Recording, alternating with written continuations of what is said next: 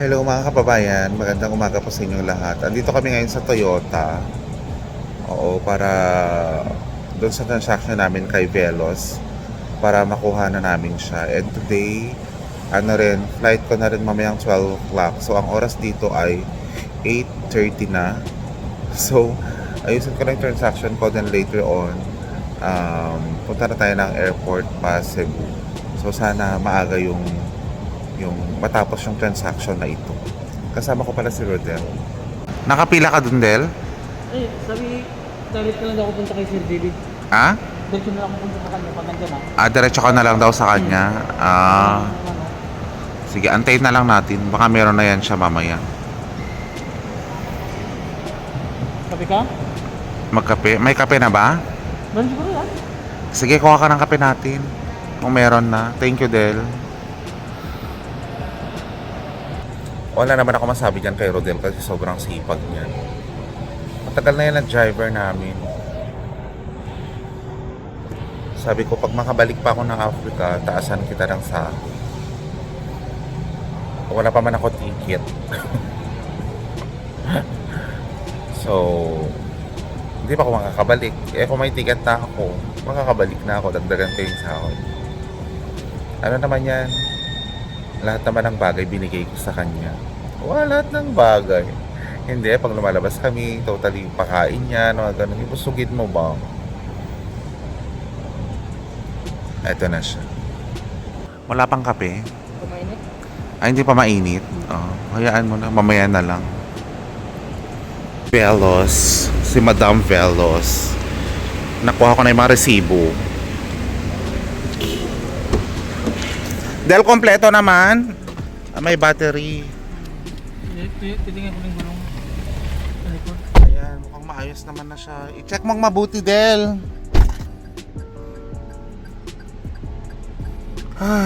Grabe, nakakamiss si Velos. Ayun, may ano pa naman siya. Saan gulong? Ha? Ang gulong? Tanungin mo. Baka nasa likod. Wala dito. Tanungin mo yung gulong. Ayun guys, pinuntahan niya. Oo, dapat pala i-double check lahat yan. Yung gulong. Tapos yung mga... Anong tawag doon? Traffic camera. Accident camera. Wala daw? Wala dito. Isa tayo. Wala. Sige, sir. Ano niya? Yung traffic camera. Nandito. Andyan. Hindi ko na-check. Wala yung gulong natin. Saba. Kaya nga, Del, wala akong alam dito sa mga sasakyan na to. As in guys, wala akong alam na mga ganyan-ganyan sasakyan. Basta upo na lang. Totally wreck siya before. Na-wreck. Wreck. As in, sira iyan. Of course, gusto ko rin pasalamatan ng Toyota for doing their best na i-assist kami. It's been 5 months na wala sa amin si Andy Velos. So, nakakamiss din talaga siya. So, yun guys. Thank you Toyota for doing your job very well. And also, I wanna thank yung nakabangga kasi nag-fully paid siya ba? Nagbayad siya. So, thank you so much Auntie for giving your best. And the best is your very best. And I'm thank you for that.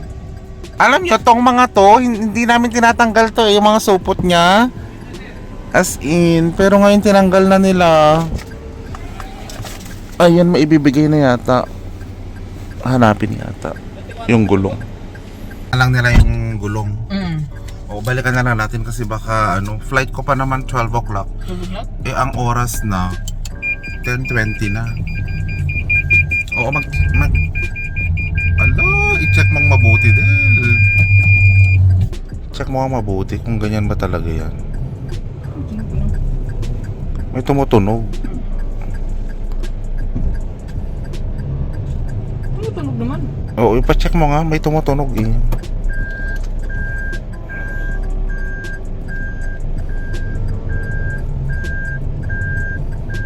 Parang may nakatinga sa pilid.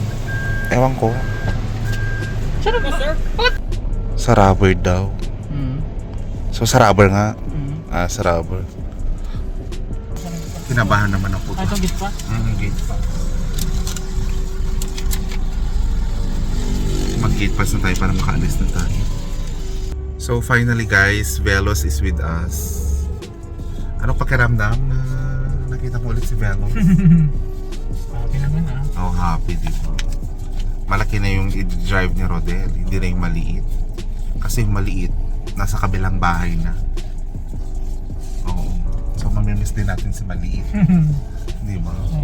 So, ang next na assignment is magbayad ng insurance ni Velos kasi panibagong insurance na naman to. The insurance is 23,000 yata or 22,000. 24 yata yun. 24. 24 maligit yung binayaran ko. So yun yung bagong pag-iipunan. Kaya mag-like naman kayo guys and comment and share. Alam niyo naman ang hirap-hirap ng buhay dito sa Pilipinas. Bakit hindi kayo nagla-like? Mag-like kayo. Box si Velos. Ang tagal siguro nito dahil sa ano? Tambakan. Sa ano nila? Parking area. Sa parking area or sa pagawaan nila. So, paliguan mo na lang si Velos. Maligabog talaga. I-car wash mo na lang siya mamaya. Magkano yung car wash? 450 yata. Mga 450. Whole na yon? Oo. Pati puwet, ganon? Lahat na yung pati ilalim. Sige, loob. magpa-car wash mo na lang. Kasi mag-i-stay na to sa bahay. Merong ano to no? May silong to? May ano to no cover? Wala. Wala siyang cover si Velos. Walang cover. Ang sa bagay, wala naman ang nag-ayos sa bahay. Bilhan mo, cover. So, di na siya maalikabok. Pabilan mo kay tatang mo ng ano, cover. Pa-Shopee.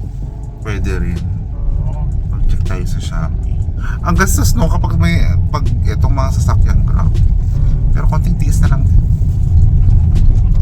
Okay guys, by the way no, yung airport from Toyota papuntang airport is mga around 15 minutes. Yung airport papunta sa bahay mga 40 minutes. Oo, malapit lang naman yung airport dito guys. Yun naman yung kagandahan doon. So, yun nga, I wanted to show you our airport para makita nyo rin talaga kung gaano kaganda yung airport namin. Ito na yung paloob. Ayan. Diba? Parang ordinary lang siya. Pero ordinary talaga siya. Oh, meron siyang mga ano. Fiesta na ba ng Tugigaraw? Ewan ko, parang may celebration. Kasi may mga ano. Connecting flight pala ako guys. So after Tugigaraw, Manila, after 2-3 hours, Cebu to Manila to Cebu. So ito guys, papasok na tayo. Inaayos yung aming airport. Yun yung old. So yun na yung bago, yung kulay blue. Inaayos eh. Pero ang tagal na nito yata inaayos kasi every uwi ko talaga ganyan pa din. I don't know. I'm not questioning, okay? I'm just telling. Tama? Tama. So ito guys, hindi naman international airport yung airport talaga namin. Local lang naman siya.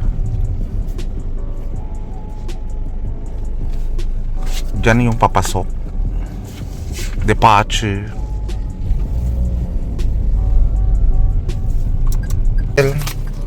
Pang car wash, pang kain mo na rin. Sige. Nabigay ko na rin yung advance mo na 2,000. Sige. Sa sunod na lang kita bigyan, okay? Okay. Ilagay natin sa vlog para sabihin na lang mabait ako. Charis! So we're here na nga sa loob. Hindi na ako nag-check-in kasi nga meron akong boarding pass. Self-check-in yung ginawa ko. So maliit lang yung airport namin guys. Konti nga na yung pasahero eh. Hindi na pupuno yung aeroplano. Katapos ko nag-x-ray, so dadaan ka dito sa parang canteen. Ayan o, parang canteen yung style. May mga nag-aayos kasi. May electric fan naman guys para malamigan ka. Ito na yung waiting area mga kababayan. So far limited yung upuan. Pero kaya pa naman. Ang mga pasahero. Pinatanggal yung mga nakaupong mga bag. Pinatanggal yung mga nakaupong mga bag kasi nga maraming mga pasahero. Tama lang naman yun. So yung mga bagong dating na mga pasahero, bibigyan sila ng mga monoblock. So doon na sila umupo. Kasi nga may kami, so monoblock na sila. Mga kababayan, magbo-boarding na kami.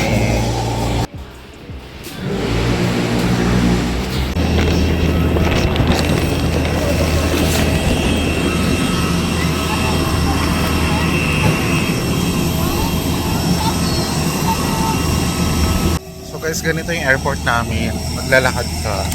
using Cebu Pacific umbrella. Parang ang saya-saya, no? Na meron kang hawak na umbrella ng Cebu Pacific. Ganito rin ba sa airport nyo guys, yung naglalakad kayo, mag-check-in, punta ng airplane. Favorite ko ang color yellow eh. Kaya enjoy ko sumakay ng Cebu Pacific. Mainit guys kasi sobrang init talaga dito sa Tuguegarao. Tsaka alam nyo ba, dito lang yung merong eroplano papuntang Batanes. Ito yung eroplano papuntang Batanes. Ayan o, maliit na eroplano. Sa buntot pala ako guys.